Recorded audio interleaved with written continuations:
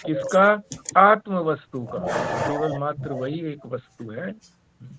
और उसके पश्चात फिर वो गुरु के पास है, श्रोत्रिय और ब्रह्मनिष्ठ गुरु के पास जाए। और वो करुणा सिंधु भी होना चाहिए, तभी तो वो अपना है वो को पूर्ण कर पाए। वो उसका 15वें श्लोक का अर्थ। अब संजीव शर्मा जी बोलेंगे, फिर उसी क्रम से भला जी, बिमला जी, खुराना जी, रेणु जी, फिर बाद में स्वस्तिका जी। जी। हाँ जी।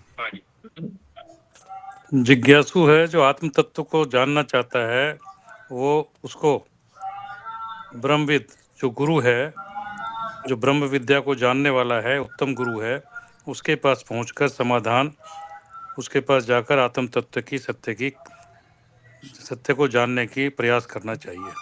और जिज्ञासा जो है, आत्म तत्व की जिज्ञासा तभी होगी जब वो संसार के दुखों, संसार में जो सुख दुख हैं उनको क्षण मात्र मान करके या इनसे दुखी होकर के तभी जिज्ञासा कर पाएगा।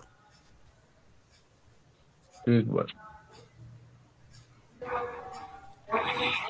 साधक का कर्तव्य है कि वो जो उसको जिज्ञासा होनी चाहिए और विचार करना चाहिए। विचार करना ही उसका कर्तव्य है। और फिर अपने स्वरूप का विचार करना, मैं का विचार करना। फिर उसको ऐसे गुरु के पास जाना चाहिए जो उसकी जो ब्रह्म विद्या को जानते हो, ब्रह्मनिष्ठ हो, और उसकी सारी शंकाओं का निवारण ठीक से कर सके। ठीक है।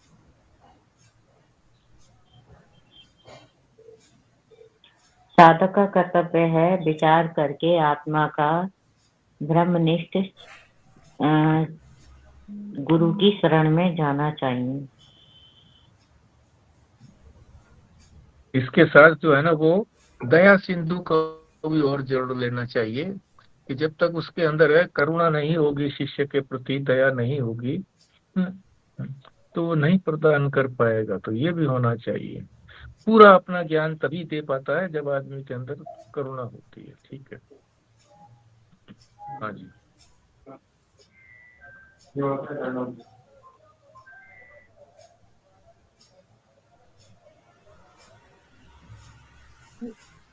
गुरु को आत्मविद तो होना ही चाहिए, साथ ही वह उदारत मना और विशाल हृदय वाला भी हो, ताकि हर प्रकार के विद्यार्थियों के प्रति उसमें करुणा और सहानुभूति हो।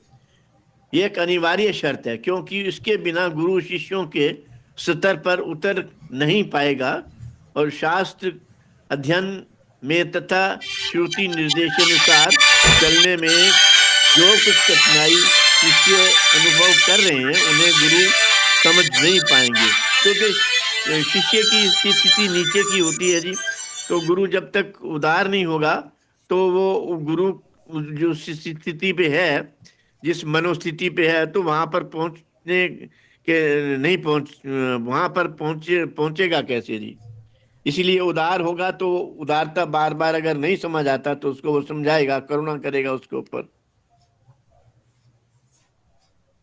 हाँ, ये गुरु का तो आपने काफी विस्तार से बता दिया। बाकी शिष्य का जो है ना, उसका भी बताना चाहिए। थोड़ा सा और बताइए शिष्य के बारे में। गुरु के पास तो जाए, मगर जा करके फिर क्या करे? जिज्ञासा करे। किस चीज की जिज्ञासा करे? आत्म तत्व की, वस्तु की। केवल मात्र आत्म तत्व ही वस्तु है, बाकी तो सारी अवस्तुएं हैं। यही उसका कर्तव्य है। और जो जिज्ञासा हो उसी के विषय में श्रवण करके फिर उस पर विचार करे। जी, आगे चलिए। आत्मज्ञान की जो इच्छा रखने वाला मनुष्य है, उसे उत्तम ब्रह्मज्ञानी गुरु के पास जाकर आत्मविचार करना चाहिए। ठीक। सिंधु जोड़ देते तो पूरा अर्थ हो हाँ जी। चल। हाँ जी, दया मतलब भगवान तो चाहिए ना कि कठोर होगा शिष्य को आवाज अच्छा, मुझे नहीं आ रही कि सबको क्लियर आ रही? आज कट रही है। आवाज नहीं आ रही क्लियर। कोशिश दया सिंधु और जोड़ना चाहिए उसके ऊपर कि वो करुणावान होना चाहिए। आ रही है कि नहीं आवाज मेरी? हाँ अब ठीक आ रही है जी। अच्छा जी, हाँ करुणावान बस गुरु ये को और होना जोड़। चाहिए। हाँ, गुरु को दया सिंधु, दया तो वही करेगा ना, गुरु ही करेगा। शिष्य तो उसकी दया का ही पात्र है। वो तो अज्ञानी है, गुरु ज्ञानी है। तो शिष्य जो है वो तो कई बार पूछेगा, पर गुरु अगर झुंझला जाएगा, कर्मवान नहीं होगा, तो उसको ठीक प्रकार से टैकल नहीं कर पाएगा। हाँ जी, स्वस्तिका जी, अगर पाठ भी करो और भी करो तो ज्यादा ठीक रहेगा।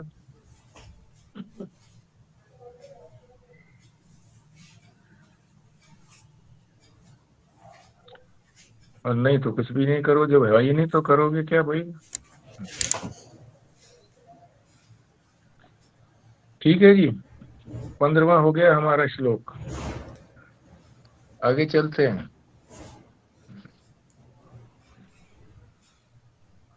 ये जो है क्या बताए जा रहे हैं? अधिकारी का निरूपण किया जा रहा है। अधिकारी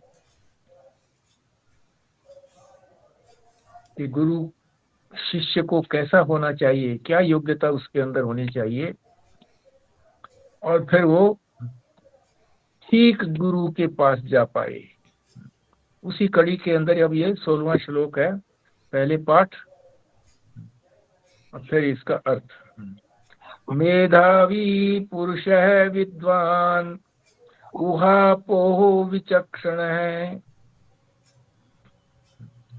अधिकारी विद्यायाम उक्त लक्षण लक्षित है। हाँ जी, संजीव शर्मा जी, भल्ला जी, बिमला जी, खुराना जी और सुरेश जी। हाँ जी, मेधावी पुरुष विद्वान ऊहापोह विचक्षणः अधिकारी आत्मविद्यायाम् उक्त लक्षण लक्षितः। मेधावी पुरुषा विद्वान ऊहापोह विचक्षणः अधिकारी आत्मविद्यायाम् उक्त लक्षण लक्षिता। मेधावी पुरुषो विद्वान् उहापोह विचक्षणः अधिकारी आत्मविद्यायाम् उक्त लक्षण लक्षितः।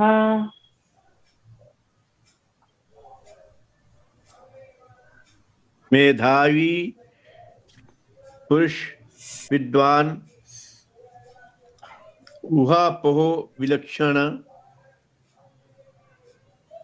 अधिकारी आत्मविद्यायाम उक्तल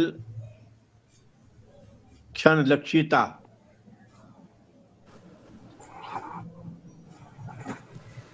मेधावी पुरुषो विद्वानुहापोह विचक्षणः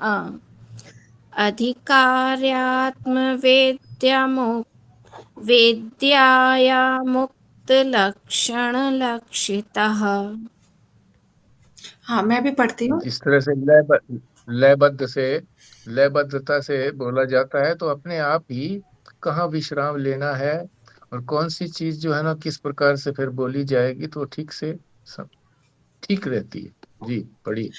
मेधावी पुरुषः विद्वान् ऊहापोह विचक्षणः अधिकारी आत्मविद्यायाम् उक्तलक्षणलक्षितः। ठीक, अर्थ समझते हैं। योग्यता की बात ही चल रही है ना, अधिकारी की। शिष्य जो है वो अधिकारी होना चाहिए, यानी उसमें योग्यता होनी चाहिए। क्या क्या? एक तो मेधावी होना चाहिए। मेधावी उसको कहते हैं जो कुछ सुन लिया उसको वो याद रख पाए। स्मरण शक्ति उसकी तीव्र होनी चाहिए, प्रखर स्मरण बुद्धि, तेज। पुरुषो हो, पुरुष है, यानी वो पुरुष होना चाहिए। यानी पुरुष का तात्पर्य क्या है कि उसके शब्दों में शक्ति होनी चाहिए। शक्ति का क्या तात्पर्य है कि जो कुछ उसने सुना है वही अगर वो प्रकट करता है स्मरण करके, तो शब्द जो है उसके बड़े अधिकारी पूर्ण निकलेंगे, और नहीं तो संकोच से बोलेगा। विद्वान, बुद्धिमान भी होना चाहिए। और बुद्धिमान संसार के विद्याओं का बुद्धिमान को नहीं कहा जाएगा। यहाँ जो है पंडित का अर्थ जो है वेदांत के अंदर जो श्रुति का ठीक प्रकार से ज्ञान रखता है उसको कहते हैं विद्वान। और दूसरी क्या योग्यता? ऊहा पोहो, ये दो शब्द बड़े महत्वपूर्ण हैं। ऊहा, ऊहा कहते हैं शंका,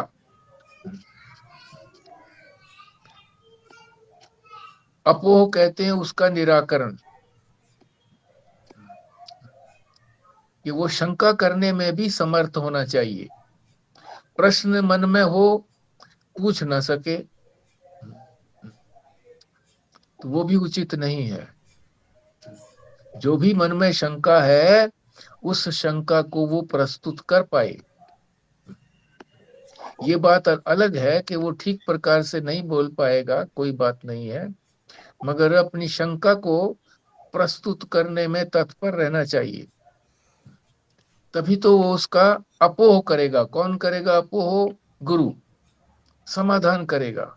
ऊहा का मतलब है शंका, अपोह, अपोह का मतलब है उसका समाधान। और विचक्षण है, कैसे उसका विवेक पूर्ण विवेचन कर सके। जो भी सुना है उसको विवेक पूर्ण विवेचन कर सके, उनको अलग अलग समझ सके कि संदर्भ क्या संदर्भ है और क्या उसका उत्तर दिया जा रहा है। जब साधक श्रवण करता है तो कई बार जो है उसको संदर्भ याद नहीं रहता कि किस संदर्भ में, किस रेफरेंस में बात हो रही है। तो वो अपनी जो शंका प्रस्तुत करे वो संदर्भ सहित शंका प्रस्तुत करे कि प्रवचन उसने सुन लिया सारा, अब वो प्रवचन के कौन से भाग से प्रश्न पूछ रहा है, तभी तो उसका उत्तर ठीक से मिल पाएगा। तो पहली पंक्ति का क्या अर्थ हुआ कि साधक को तीव्र स्मरण शक्ति वाला और श्रुति के बारे में यथार्थ जानकारी उसको होनी चाहिए। तभी तो वो उसके बारे में शंका और समाधान के लिए प्रस्तुत रहेगा और विचक्षण है, विवेक के द्वारा जो प्रश्न हो उसका वो विवेक पूर्ण प्रश्न हो, ठीक से विचार करके उसने प्रश्न पूछा है। ये पहली पंक्ति का अर्थ है। फिर दूसरी पंक्ति का है अधिकारी आत्मविद्यायाम उक्त लक्षण लक्षित। आत्मविद्या का वही अधिकारी है जिसमें ये ऊपर वाले लक्षण दिए गए हैं। आत्मविद्या का अधिकारी उक्त लक्षणों वाला ही होता है। तो ऊपर से नीचे तक का क्या हम अर्थ करेंगे कि जिसकी स्मरण शक्ति तीव्र है और जो सब तरफ का ज्ञान जानता है, संसार का भी ज्ञान जानता है और परमात्मा के बारे में भी उसने श्रवण किया है, तभी तो उसके मन में शंका उठेगी कि मेरी जानकारी तो ये है और शास्त्र कह रहा है ये बात, आपस में मेल नहीं खाता। तभी तो उसके अंदर ऊहा होगा, शंका होगी, और तभी उसका समाधान के लिए वो अपना प्रश्न प्रस्तुत करेगा। ऊहापोह। यह विचक्षणा का मतलब यही है कि विवेचन करे कि संसार में तो हम ये जानते हैं और परमार्थ में यानी श्रुति ने और श्रवण करने में हमने गुरु से जो श्रवण किया है उसमें ये कहा गया है, तो उसके अंदर शंका पैदा होगी और वो शंका प्रस्तुत करने में समर्थ होना चाहिए, तभी तो उसका उचित उत्तर मिलेगा। तो ये योग्यताएं जो उपरोक्त योग्यताएं बताई हैं, मेधावी भी, पुरुष भी, विद्वान भी और ऊहापोह करने वाला, विवेक पूर्ण ऊहापोह करने वाला, ऐसे ऊहापोह नहीं, व्यर्थ के प्रश्न नहीं, संदर्भ से हटकर के प्रश्न नहीं, बल्कि संदर्भ सहित प्रश्नों को प्रस्तुत करने वाला होना चाहिए। और वो भी सारे प्रश्न जो है ना वो आत्मा के बारे में प्रश्न होने चाहिए, संसार के बारे में प्रश्न नहीं। ये लक्षण उपरोक्त यदि होंगे तो उसको हम ठीक प्रकार से कहेंगे कि ये अधिकारी है। चलिए जी आगे सभी अर्थ बोलिए। संजीव शर्मा जी, बल्ला जी, बिमला जी, खुरान जी, रेणु जी और स्वस्तिक। हाँ जी। ये पुरुष का क्या मतलब है? पुरुष का मतलब है पुरुषत्व, मतलब उसके अंदर पौरुष होना चाहिए। पौरुष का मतलब ये है कि वो अपनी बात को, क्योंकि जो जानकारी उसके पास है और जो जानकारी उसको मिल रही है गुरु से, उसमें मतभेद है, उसको वो दबंग तरीके से प्रस्तुत कर सके। हाँ जी। वो तो तर्क वितर्क की बात आ गई जी। पुरुष का मतलब यहाँ तो नर दे रहे हैं, तो क्योंकि जो मनुष्य मन जो बात कर रहा है, क्योंकि जो और जो जीव जंतु जानवर हैं उनके अंदर उस तरह की क्षमता नहीं है। तो ये ब्रह्म विद्या के ज्ञान के लिए जो उपयुक्त लक्षण बताए हैं वो ये लक्षण होने चाहिए कि स्मरण शक्ति अच्छी हो, संसार का और परमार्थ का भी दोनों तरह का ज्ञान हो जिसको, और तर्क वितर्क, शास्त्रानुकूल तर्क, श्रुति सम्मत तर्क अपना, और तर्क वितर्क और अपना विवेचन उसका जो है ठीक प्रकार से कर सके, वो इसका ब्रह्म विद्या का अधिकारी है। ठीक।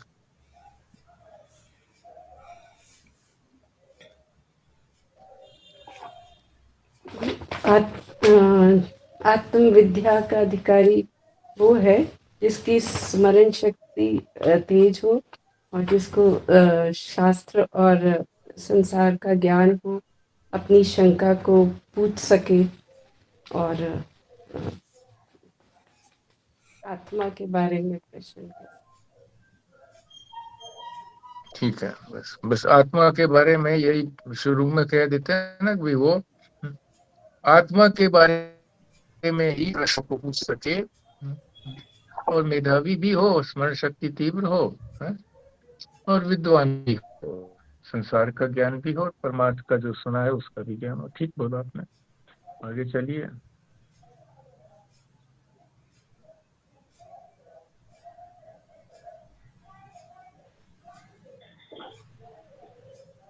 साधक को समझ शक्ति वाला होना चाहिए, मेधावी भी होना चाहिए। आत्मविद्या का अधिकारी वही है जिसमें सारे लक्षण हो और तर्क वितर्क करने की शक्ति हो, वही आत्मविद्या का अधिकारी है। ठीक है। आत्म ज्ञान के साधक को की समझ शक्ति प्रखर होनी चाहिए और संसार का और मनुष्य मन की अच्छी पहचान होनी चाहिए और तर्क वितर्क कर सके और श्रुति विरोधी तर्कों को काट सके, वह उपयुक्त साधक है। ठीक बात है, क्योंकि श्रुति भी तो तर्क देती है ना जी, समझाने के लिए श्रुति भी तर्क देती है, यानी उसके अनुसार गुरु भी वो श्रुति का ही तर्क देता है वहां पर, और वो तर्क जो है हमको विरुद्ध लगता है हमें। हाँ जी बोलिए। जी, जिसके अंदर जिसकी बुद्धि तीक्ष्ण हो, जो श्रुति और वेद वेदांत के अनुसार तर्क वितर्क कर सकता है, वही व्यक्ति जो है आत्म ज्ञान का अधिकारी होता है। बिल्कुल ठीक।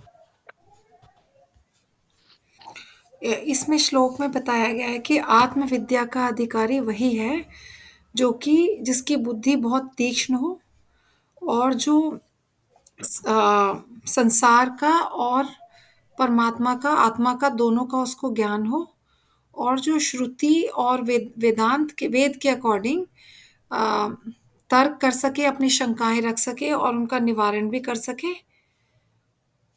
ये सारे लक्षण जो है आत्मविद्या के अधिकारी के हैं।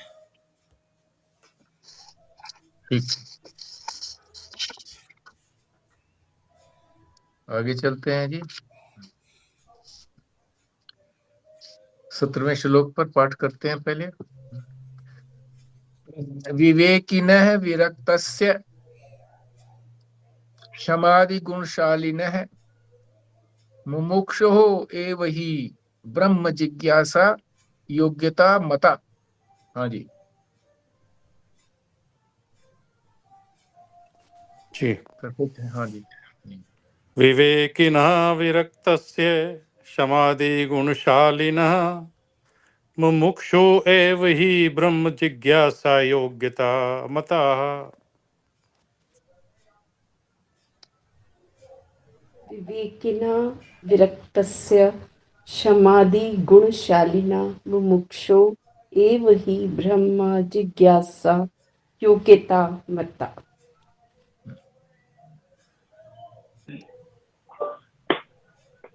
विवेकिनो विरक्तस्य समाधिगुणशालिनः मुमुक्षुरेव हि ब्रह्म जिज्ञासा योग्यता मता।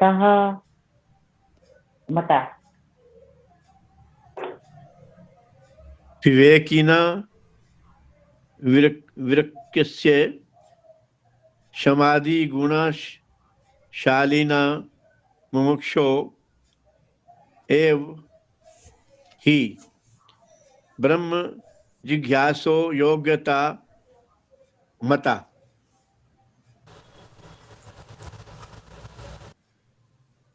विवेकिनो विरक्तस्य क्षमादि गुणशालिनः मुमुक्षुर्यो ब्रह्म जिज्ञासा योग्यता मतः। विवेकिनो विरक्तस्य क्षमादिगुणशालिनः मुमुक्षोरेव हि ब्रह्म जिज्ञासा योग्यता मता। ठीक है, अर्थ समझते हैं। वही कहा गया है जो साधन चतुष्टय संपन्न हम लोग समझते आए हैं, वही इस श्लोक के अंदर कहा गया है कि विवेक, पहले विवेक होना चाहिए।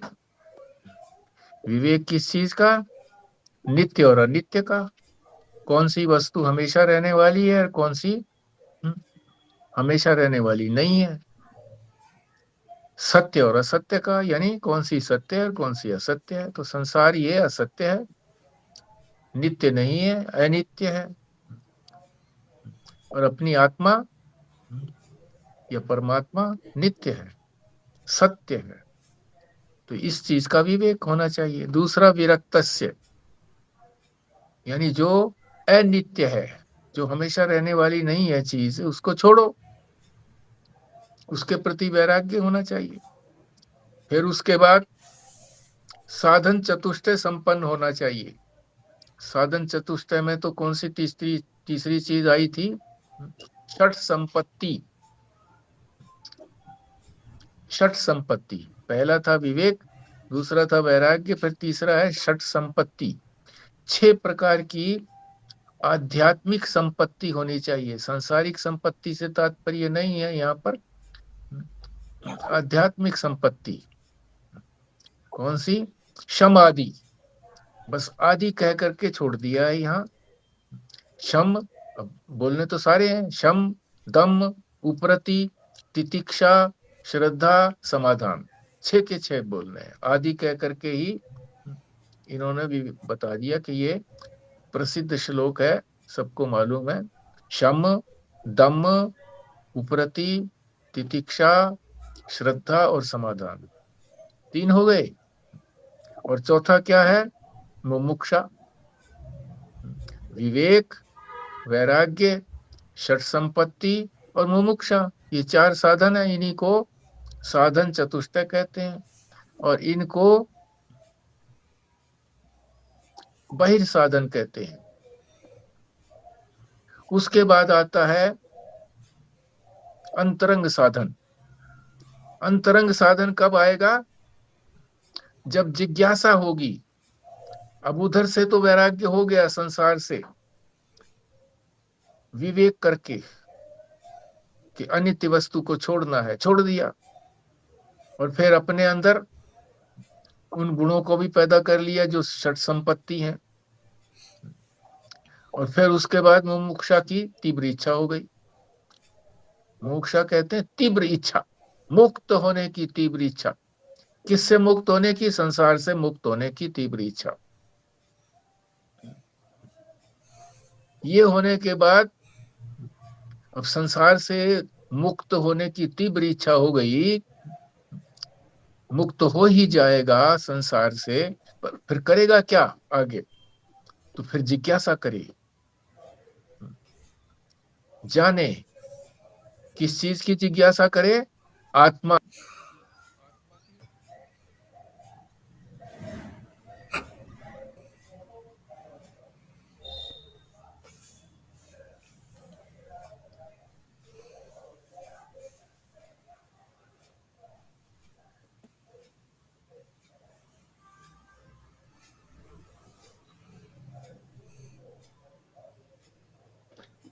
हाँ जी।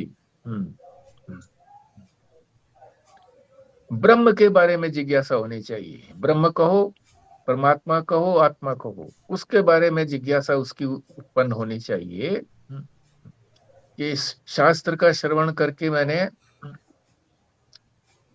ये जानकारी तो प्राप्त कर ली और संसार से वैराग्य भी कर लिया, पर अब उसकी मुझे पूरी जानकारी होनी चाहिए, पूरा ज्ञान होना चाहिए जो शास्त्र कह रहा है। ठीक है जी। इसी प्रकार से आप भी स्पष्ट करते जाएं अर्थ को जी।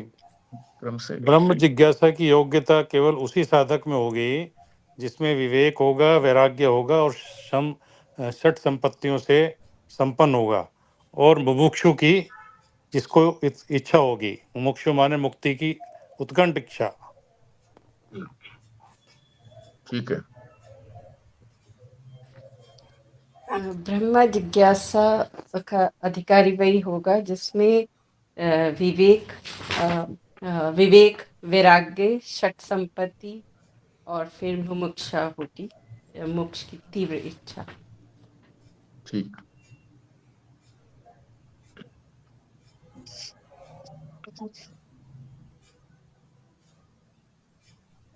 विमला जी,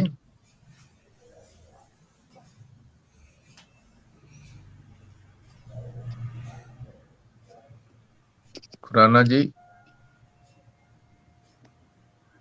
अरे इसमें कुछ हो गया मोहन, एक पहले वो अब आवाज आ रही है आंटी? आप अपना अनम्यूट कर लो, आवाज आ रही है। हाँ चलो खुराना जी। ब्रह्म जिज्ञासा का विवेक, वैराग्य और शम दम आदि षट संपत्ति हो और प्रबल मुक्षुता हो। और इसके साथ ही और इस श्लोक में स्पष्ट किया है कि उन विशिष्टताओं को और उड़ेहा जा सकता है जो ब्रह्म जिज्ञासा के लिए आवश्यक हैं। ये तो है मोटी विशेषताओं का उल्लेख किया गया है। और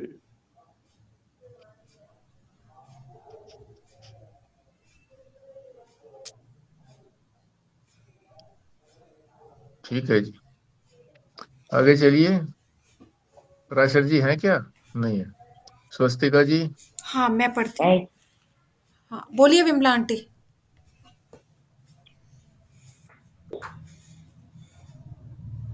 धर्म जिज्ञासा का अधिकारी केवल वही हो सकता है जिसमें विवेक हो, वैराग्य हो, समाधि गुण हो और प्रबल मुमुक्षु की इच्छा हो। ठीक बात है।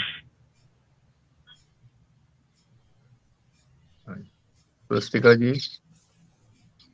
अच्छा मुझे लगा रेणु मैम बोलेंगे।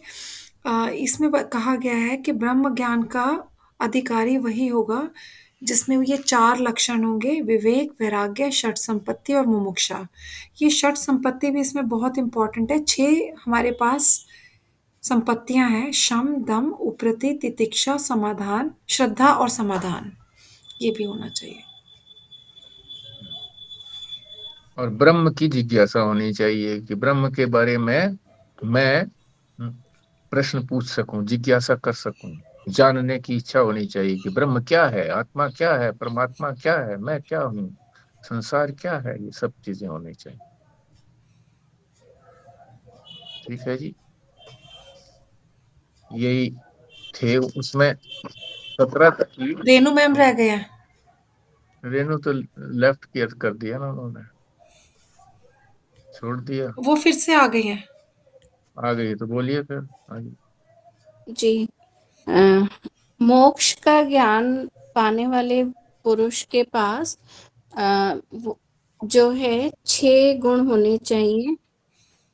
एक तो विवेक करने वाला, विरक्त, शम, दम, उपरति और समाधान और श्रद्धा।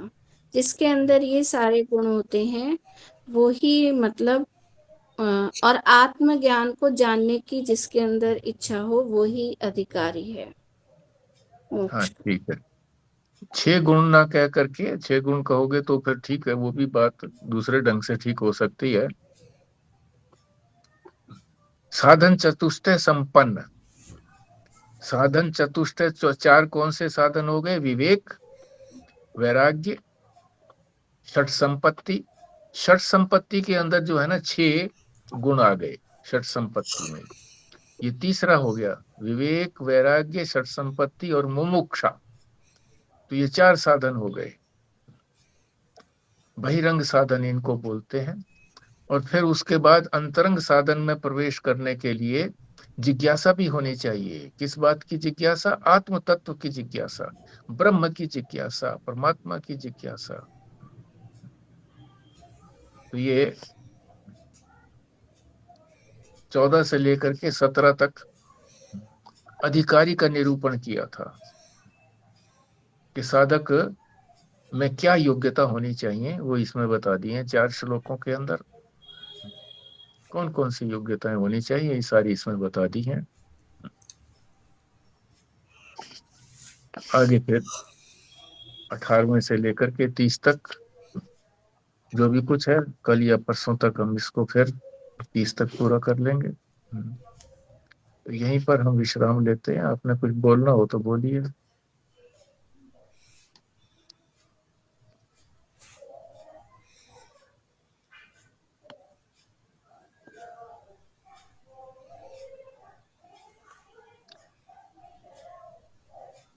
ठीक है जी। पूर्णाहुति करिए, फिर प्राशर जी आप भी करिए पूर्णाहुति। जी।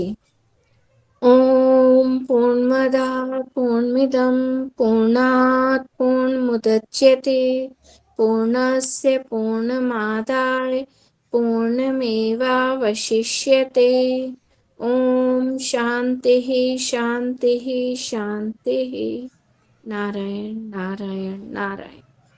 नारायण। नारायण। नारायण। नारायण।